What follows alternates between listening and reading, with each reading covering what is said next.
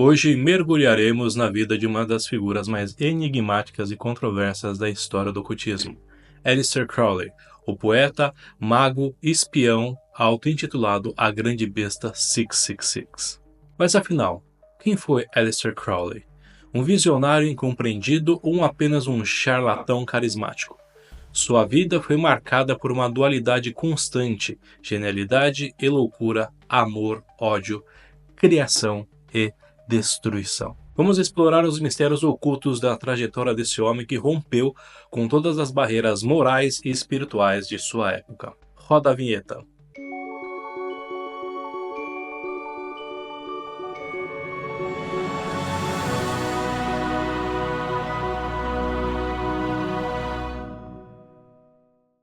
Origens de um ícone do ocultismo. Aleister Crowley nasceu como Edward Alexander Crowley em 12 de outubro de 1875 na Inglaterra, em uma família profundamente religiosa, pertencente à seita cristã Irmãos de Paimon. Seu pai, um pregador religioso fanático, impôs rígidos valores morais que, mais tarde, Crowley rejeitaria completamente. Após a morte do seu pai, ele passou por uma infância difícil, sob a tutela do seu tio, que descreveu como um verdadeiro inferno. Nessa fase, surgiu seu desprezo pelos dogmas religiosos. Na adolescência, Crowley descobriu sua paixão pelo alpinismo, uma das atividades que representa sua busca por desafios extremos. Mais tarde, ele estudou no Trinity College em Cambridge, onde se destacou não apenas da forma acadêmica, mas também em atividades extras como xadrez, poesia e, claro, as primeiras leituras sobre o ocultismo. Além de seus estudos, Crowley desenvolveu um interesse profundo por filosofia, literatura clássica e ciências ocultas. Ele devorava livros de alquimia, astronomia e magia cerimonial, preparando-se para o que viria a ser a sua jornada espiritual, o caminho da magia. Em 1898, Crowley foi iniciado na ordem hermética Aurora Dourada, Golden Dawn, onde quem vos fala, Frater Hobson, faz parte, uma das mais influentes organizações ocultistas da época. A ordem hermética da Aurora Dourada, conhecida como Hermetic Order of the Golden Dawn, foi uma sociedade secreta esotérica fundada no final do século XIX. Mais precisamente em 1888, na Inglaterra, pelos seus fundadores William Wayne, Samuel Liddell, conhecido mais como Matthews, e William Robert Woodman.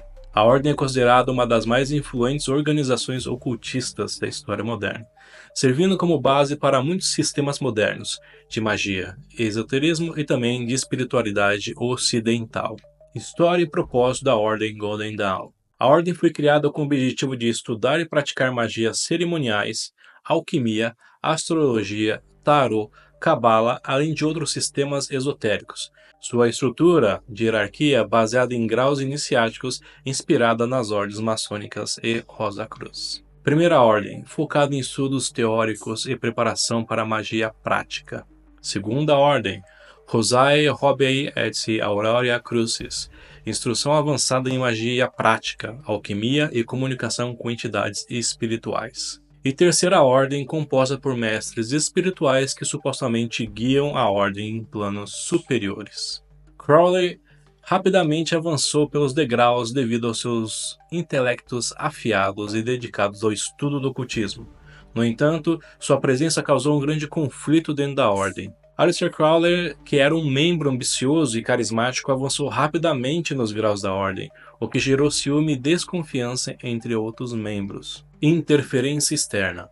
Boatos de que Crowley e Matthews estavam envolvidos em práticas mágicas consideradas perigosas também contribuíram para o aumento das tensões. O estopim da cisão veio quando Matthews tentou usar Crowley como uma espécie de peão mágico para reafirmar sua autoridade.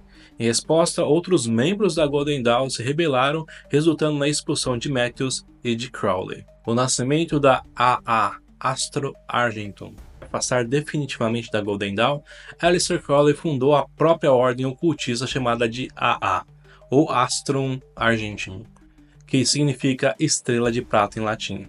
Foco na evolução espiritual. A AA era menos hierárquica do que a Golden Dawn e enfatizava o desenvolvimento espiritual do indivíduo. Práticas rigorosas e estruturadas. Crowley trouxe uma abordagem metódica e científica para os seus ritos, combinando elementos herméticos, cabala, yoga e magia cerimonial. Rapidamente atraiu discípulos dedicados e seus ensinamentos espalhados por meio das publicações de Crowley. Enquanto a crescia, Crowley também se envolveu com outra organização ocultista importante, Ordo Templis Orientis, famosa Otto. Originalmente, a Otto tinha uma origem esotérica alemã que misturava ensinamentos maçônicos com práticas de magia sexual. Eventualmente, Crowley assumiu o controle da Otto e reformulou estruturas para a incorporação e princípios da sua filosofia pessoal, a Telema. Foi dentro da Otto que Crowley desenvolveu e refinou os princípios conceituais de um sistema mágico, incluindo: faze que tu queres, há de ser todo da lei, a máxima central da Telema. Magia sexual, como uma ferramenta essencial para alcançar estados espirituais elevados. A busca pelo santo anjo guardião, um elemento central em seu sistema prático, mas a história do ocultismo ainda estava começando. A criação da Telema, um encontro com o invisível. A trajetória de Aleister Crowley no ocultismo atingiu um ponto de transformação profunda no ano de 1904, durante a sua viagem ao Egito ao lado da sua esposa, Rose Kelly. Esse evento marcou não apenas um momento pessoal importante para Crowley, mas também o nascimento de um dos seus sistemas filosóficos e mágicos mais influentes do mundo moderno, a Telema. Crowley e Rose estavam hospedados no Museu Bullock, no Cairo, quando Rose começou a apresentar comportamentos estranhos. Embora não fosse iniciada nos estudos ocultistas, ela entrou em um estado alterado de consciência, afirmando repetidamente que os deuses estavam inspirando por Crowley. Inicialmente, ele não levou as palavras a sério, considerando que poderia ser apenas um delírio passageiro. No entanto, Rose insistiu e conduziu Crowley até uma vitrine específica no museu, onde estava exposta uma estrela funerária egípcia, conhecida como a Estrela da Revelação, Stele of Revelation. A peça retratava o deus Horus e continha inscrições que mencionavam o conceito do telema do grego vontade. Elementos que foi interpretado por Crowley como um sinal claro de que forças superiores estavam tentando entrar em contato diretamente com ele. A recepção do livro da lei. Liber ao vel legis. No dia 8, 9 e 10 de abril de 1904, Crowley realizou um ritual de meditação e concentração como orientado por Rose. Durante esses 3 dias, ele alegou ter recebido mensagens diretas de uma entidade chamada Aiwash. Esse ser foi descrito como um anjo guardião ou possivelmente uma entidade interdimensional. Aiwash disse para Crowley o conteúdo do livro sagrado que tornaria a base da filosofia e espiritual da Telema, o livro da lei, Liber ao vel legis. O texto foi escrito quase de forma automática, como Crowley atuava como uma espécie de escriba espiritual. Esse livro contém ensinamentos profundos sobre a natureza da existência humana, o papel do indivíduo no universo e a importância de descobrir e seguir a verdadeira vontade universal. A estrutura do livro da lei. O livro da lei é dividido em 3 capítulos, cada um representando uma divindade central. Nut, a deusa do céu estrelado, que representa o infinito e o potencial ilimitado do universo. Hadith, o ponto central de todas as experiências, simbolizando o aspecto ativo, individual e dinâmico do ser. Har-Har-Quid, o deus guerreiro que representa a força, a vontade e a manifestação do poder do indivíduo. Em seus textos apresentados ao mundo, um novo paradigma espiritual, como algo revolucionário na liberdade individual, autorresponsabilidade e também autoconhecimento. O significado por trás do nome Telema. O termo Telema vem do grego que significa vontade. Para Crowley, a verdadeira vontade não é meramente um desejo caprichoso momentâneo, mas sim o propósito mais profundo e essencial da alma humana. Esse é o lema central do Telema e frequentemente mal interpretado. Ele não incentiva a busca desenfreada por prazeres ou satisfações, desejos egoístas, mas sim a descoberta e a execução de um propósito superior e sagrado. Cada indivíduo deve olhar para dentro de si, afastando distrações externas para descobrir qual é o seu verdadeiro propósito. Alinhar-se com o universo, a seguir a verdade e vontade, indivíduo se torna um agente de equilíbrio cósmico. Responsabilidade e liberdade. E olha só, responsabilidade. A liberdade de fazer o que deseja vem acompanhada de uma responsabilidade sagrada. Crowley acreditava que, ao descobrir e seguir sua verdadeira vontade, o indivíduo poderia atingir um estado harmônico espiritual e contribuir de forma significativa para o mundo. A lei do amor sob vontade. Outro princípio importante no telema é: o amor é a lei, amor sob vontade.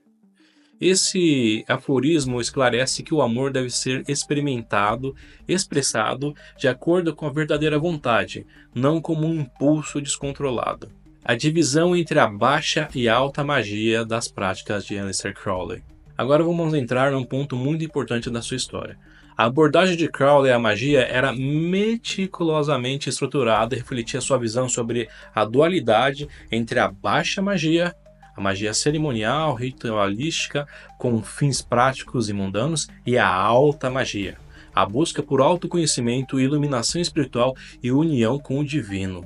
A baixa magia, o mundo material e os desejos humanos. A baixa magia, segundo Crowley, era focada no uso de rituais e símbolos para alcançar objetos práticos e terrenos, como poder, amor, saúde, sucesso financeiro. Em sua residência, essa prática era frequentemente associada a ritos menores, que poderiam envolver evocações de espíritos menores para tarefas específicas, feitiços e encantamentos voltados para desejos imediatos e uso de talismãs e amuletos para proteção ou ganho pessoal.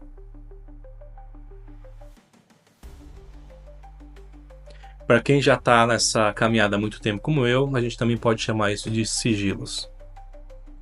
No apartamento de Crowley, esses rituais eram frequentemente realizados em um espaço menor e mais reservado, muitas vezes em cômodos decorados com símbolos astrológicos e talismãs. O ambiente era carregado de incensos, velas e ferramentas específicas, como poiais ritualísticos, cálices e pentagramas. A alta magia, o caminho de iluminação e a união com o divino. A alta magia, por outro lado, representava a busca por conhecer e realizar a verdadeira vontade, conceito central no sistema mágico criado por Crowley. Aqui o objeto não era mundano, mas transcendental, a conexão direta com forças superiores e a compreensão do propósito maior da existência. Rituais teúrgicos para entrar em contato com entidades e divindades elevadas. Meditações profundas e práticas de yoga para a purificação espiritual. E o ritual do Santo Anjo Guardião, como descrito no livro de Abramelin, para obter orientação divina. No apartamento de Crowley, a alta magia era praticada em um espaço sagrado, geralmente o maior cômodo ou o altar centralizado. O ambiente era mais sóbrio, adornado com símbolos alquímicos, estrelas de 6 pontas, sigilos completos e um grande altar voltado para o Oriente. A arquitetura oculta do apartamento de Crowley. A divisão entre baixa e alta magia era também uma representação física no espaço onde Crowley vivia. Baixa magia era realizada em cômodos mais discretos, intimistas e escuros, carregados com uma atmosfera densa voltada para resultados imediatos. Já a alta magia, praticada em um espaço mais iluminado, espaçoso, com um altar central, é uma energia muito mais serena, refletindo a busca pelo sublime e pelo eterno. A influência da Telema na cultura. Crowley acreditava que a humanidade havia entrado no novo Aion, governada por Deus Horus. Essa era a representação da liberdade espiritual, autoconhecimento e responsabilidade social. Na década de 1960, sua filosofia encontrou ressonância com a contracultura, especialmente entre músicos, artistas e movimentos alternativos. Bandas como Beatles, Led Zeppelin incorporaram elementos da Telema em suas obras, popularizando suas ideias. No Brasil, a filosofia Telema encontrou eco nas figuras icônicas de Raul Seixas, um dos maiores nomes do rock brasileiro. Raul, em sua parceria com o escritor Paulo Coelho, mergulhou nos ensinamentos de Crowley e trouxe os conceitos da Telema para suas músicas, criando uma ponte única entre o ocultismo europeu e a cultura popular brasileira, a sociedade alternativa. A frase "faça que tu queres, há de ser tudo da lei" tornou-se um refrão icônico da música Sociedade Alternativa de Raul Seixas. Faz o que tu queres, pois é tudo da lei, da lei. Raul e Paulo idealizaram essa sociedade como um espaço livre de dogmas, onde cada indivíduo poderia buscar sua verdadeira vontade sem ser julgado. A música capturou a essência da Telema e transformou-se em um hino de liberdade e rebeldia. O livro da lei como inspiração. Paulo Coelho, que mais tarde se tornaria um escritor mundialmente famoso, também inspirou-se em obras da Telema para sua primeira obra. O contato com os ensinamentos de Crowley mudou muito sua visão espiritual e filosófica, influenciando profundamente sua carreira literária. Vamos ver alguns exemplos nas obras de Raul Seixas. A sociedade alternativa proposta por Raul Seixas e Paulo Coelho era uma visão de um mundo onde as pessoas poderiam viver livres, seguindo suas verdadeiras vontades. 2. O ouro do tolo. Embora menos explícita, a música reflete uma crítica à busca por objetos vazios e alienantes, sugerindo que as pessoas deveriam buscar algo mais significativo, um conceito aliado com uma busca de uma verdadeira vontade. Terceiro, eu nasci há 10 mil anos atrás. Raul Seixas sugere uma sabedoria ancestral, uma conexão com algo eterno que ecoa a visão mística e atemporal proposta por Crowley. Paralelos entre Raul Seixas e Aleister Crowley. Liberdade individual. Ambos defendiam que o ser humano deveria ser livre para viver de acordo com sua verdadeira vontade. Rebeldia contra o sistema. Tanto Crowley quanto Raul eram críticos das normas sociais restritas e buscavam desafiar o status quo. Agora entraremos em alguns pontos mais pesados e complexos da história de Aleister Crowley. Em 1918, Aleister Crowley já era um poderoso mágico ocultista e realizou um rito esotérico extremamente complexo e pouco compreendido chamado o Amalatak Working. Esse ritual foi realizado em Nova York durante uma fase de sua vida em que ele se dedicava intensamente à exploração dos limites entre o plano físico e espiritual. O objetivo central do rito era abrir portais interdimensionais que permitiam contato diretamente com entidades superiores, entidades que supostamente existiam em planos de existência além da compreensão humana. O Amalantak Working não era um rito comum. Ele envolvia a combinação de magia sexual, meditações profundas e estados alterados de consciência, que serviam como chave para desbloquear essas dimensões ocultas. Crowley acreditava que cruzar esses portais ele poderia não apenas se comunicar com as entidades, mas também obter conhecimento esotérico avançado que poderia revolucionar a compreensão do universo e da sua própria magia. Durante as sessões, ele registrava meticulosamente cada experimento. Descrevia suas visões, sons, sensações, como um cientista em um laboratório espiritual. Foi durante uma dessas sessões que Crowley afirmou ter contato direto com uma entidade chamada Lan. Segundo seus relatos, a presença de Lan não era apenas uma visão fugaz ou uma sombra com um véu entre a realidade. Era algo muito mais concreto, uma interação clara e consciente com um ser de outra dimensão. A entidade se apresentou a ele como uma entidade externa, com uma mensagem específica para transmitir, embora seus objetivos reais permaneçam um mistério até hoje. Esse encontro marcou profundamente Crowley, e ao se deparar com a identidade, depois de um tempo de conversa e troca de experiências, Crowley perguntou se poderia desenhá-la. E para sua surpresa, Lan acenou com a cabeça, com um leve aceno, como se entendesse perfeitamente o pedido do ocultista. Crowley então pegou seu diário mágico e com traços firmes e detalhados, começou a desenhar a figura que havia surgido diante dele. Cada linha parecia carregar um peso simbólico, uma assinatura espiritual, que transcendia o simples ato de desenhar um esboço de algo. O resultado foi um desenho icônico, que retrata um ser de aparência peculiar e desconcertante. A figura apresentada com a cabeça grande ovalada, olhos grandes amendoados e lábios pequenos e finos, é uma expressão quase neutra, porém penetrante. E lembrando que isso foi no começo do século. Avistamento de seres parecidos com Lan, que seriam considerados depois de um tempo com Greys, foram aparecer depois do caso Roswell. Então antes disso nós não tínhamos na história representações, desenhos ou figuras muito parecidas desses seres, além dos desenhos antigos, desenhados em grandes cavernas, ou alguns desenhos de civilizações antigas. Esse seria talvez o primeiro desenho mais claro referente a alienígenas Greys. Sua aparência era ao mesmo tempo humanoide e alienígena, evocando uma sensação de familiaridade e estranheza simultânea. Quase como se fosse o Vale da Estranheza, quando algo que parece muito com a gente, mas tem alguns tons ou algumas referências diferentes, acabam criando no nosso cérebro uma estranheza e até uma repulsa. Esse desenho, posteriormente conhecido como o Retrato de Lan, tornou-se uma das imagens mais debatidas no mundo do ocultismo e entre até os círculos de ufologia. Essa semelhança levaram inúmeras questões. Seria Lan um precursor dos Greys? Crowley teria aberto um portal, de fato, um portal que permitiria entidades acessarem nosso mundo? Crowley descreveu em seu diário o encontro com Lan. No silêncio rarefeito do ritual, quando o véu entre o mundo se tornou tão fino quanto a pele de uma serpente, ele apareceu. Lan, alienígena ou entidade espiritual? Aqui é onde as teorias começam a divergir. Interdimensional.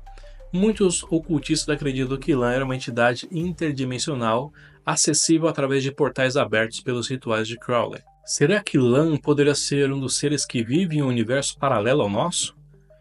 Que é referenciado nos estudos e livros de um grande escritor que eu adoro, que é Jan van Eylen, um ser que vive em uma das docas desse universo paralelo que estaria em declínio? Manifestações psíquicas.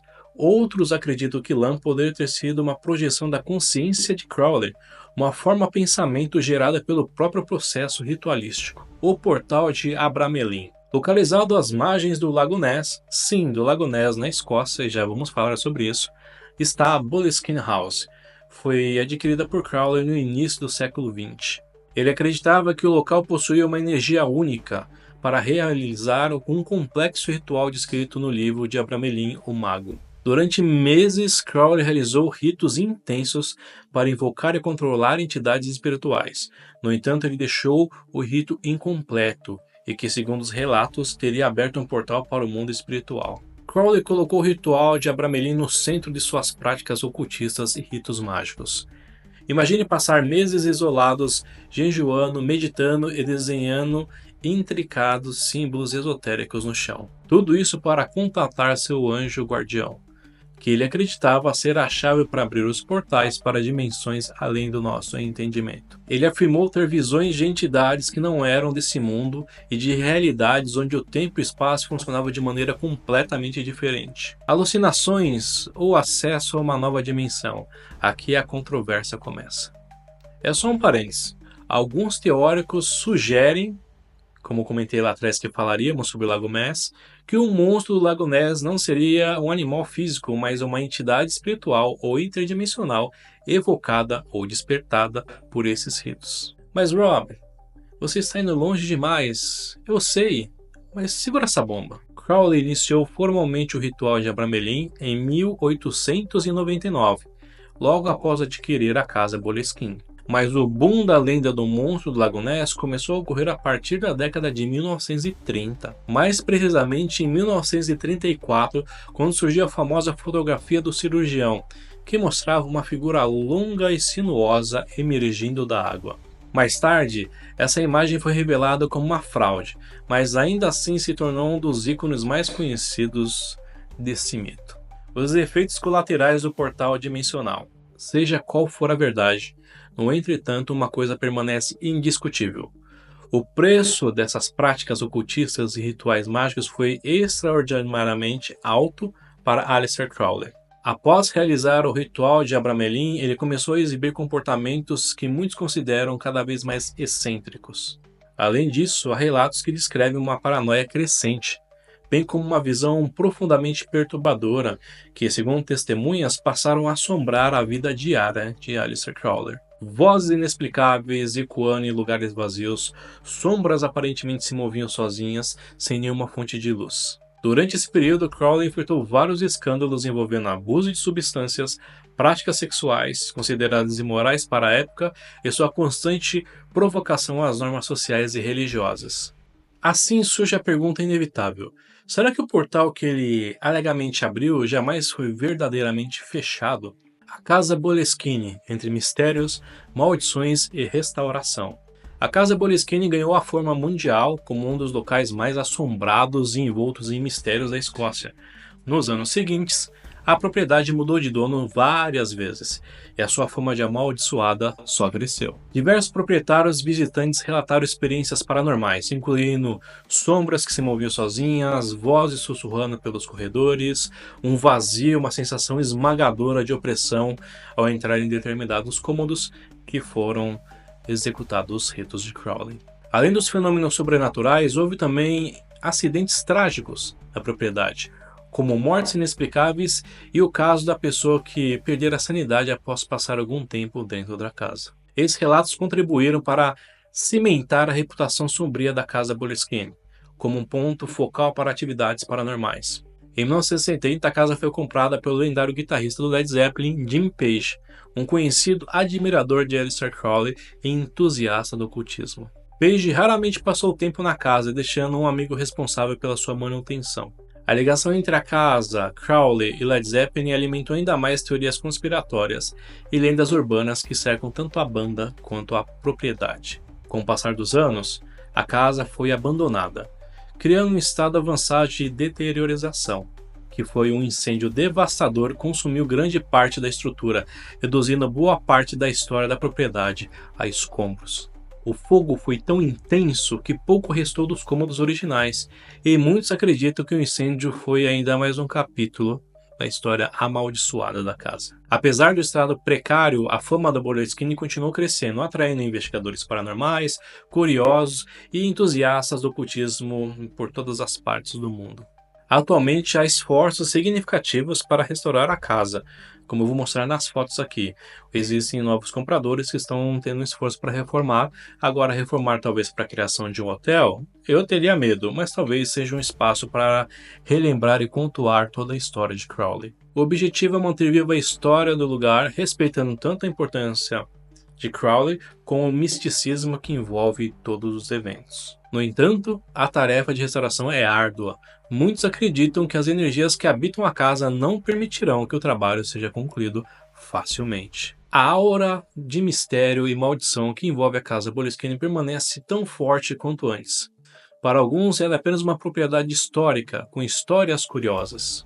Para outros, é um portal para forças desconhecidas, um local onde véu entre o mundo físico e o mundo espiritual é extremamente fino.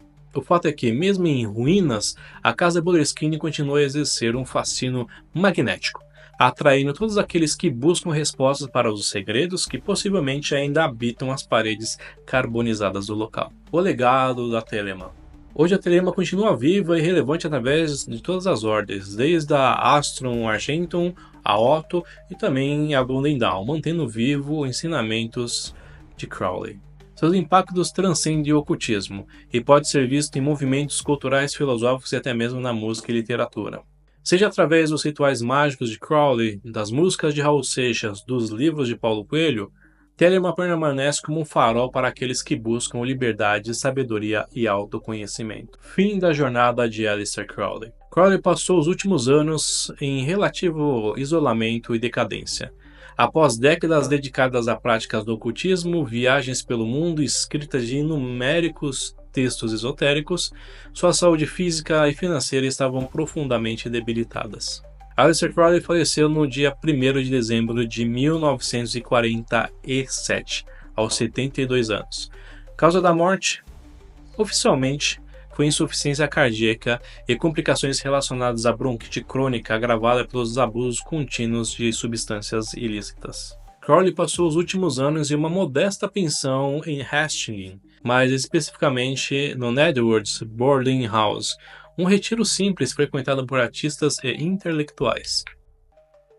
Apesar de sua notoriedade, Crowley morreu praticamente sem dinheiro, sobrevivendo de doações ocasionais de discípulos e admiradores. Nos seus últimos momentos, Diziam que Crowley manteve uma serenidade quase ritualística, como se aceitasse seu destino com uma imensa intensidade que viveu na sua vida caótica e espiritualizada. O legado de Aleister Crowley. Crowley foi um escritor prolífico, com mais de 80 obras publicadas, entre as mais importantes, The Book of the Law, a base da sua filosofia telêmica, Magic in Theory and Practice, um guia prático sobre magia cerimonial, The Equinox, uma série de publicações contendo ritos, ensaios e estudos mágicos. Se vocês quiserem, podemos fazer um vídeo só sobre esse livro. Eu tenho alguns, ou praticamente todos os livros de Crowley aqui em casa, que a gente poderia detalhar melhor esses conteúdos e seus ritos. O que acham? Comentem aqui. E também o The Confession of Aleister Crowley, sua biografia detalhada.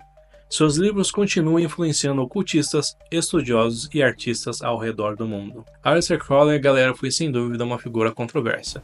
Para alguns um gênio espiritual, para outros um símbolo do caos e decadência moral. Mas uma coisa é certa, seu impacto transcende seu tempo e continua influenciando gerações, como me influencia até hoje. E você, o que achou sobre esse conteúdo? Deixe suas opiniões no comentário. E se você gostou desse vídeo, não esqueça de deixar seu like, se inscrever no canal e ativar o sininho para não perder nenhum conteúdo sobre mistérios e ocultismos que teremos aqui nesse canal, Visões Inexplicáveis. Um grande abraço do seu frater Rob Sanches e nos vemos até breve. Tchau!